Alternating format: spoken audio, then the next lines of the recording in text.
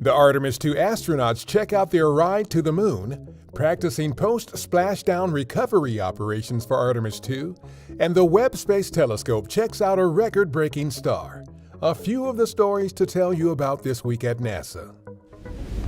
On August 8th, the Artemis II astronauts visited our Kennedy Space Center to check out the Orion spacecraft that will carry them around the moon and back. They also participated in a news conference with NASA leadership to discuss Artemis II and how it will help pave the way for future long-term human exploration missions to the moon and eventually to Mars.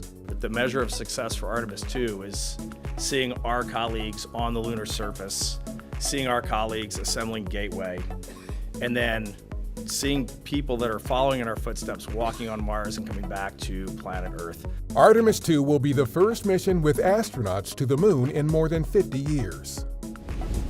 Teams from NASA and the Department of Defense recently completed underway recovery test 10 off the coast of San Diego.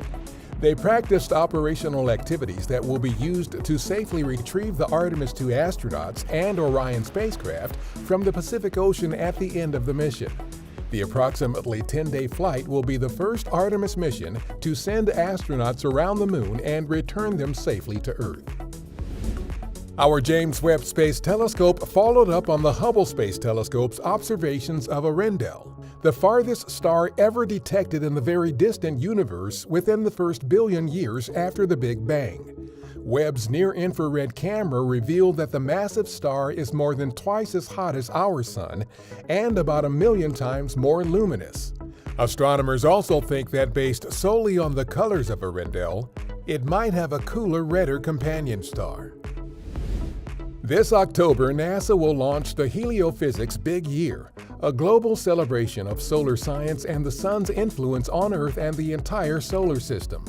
We will celebrate a theme each month from October 2023 to December 2024 and share opportunities to participate in solar science events like observing solar eclipses or other fun sun-related activities.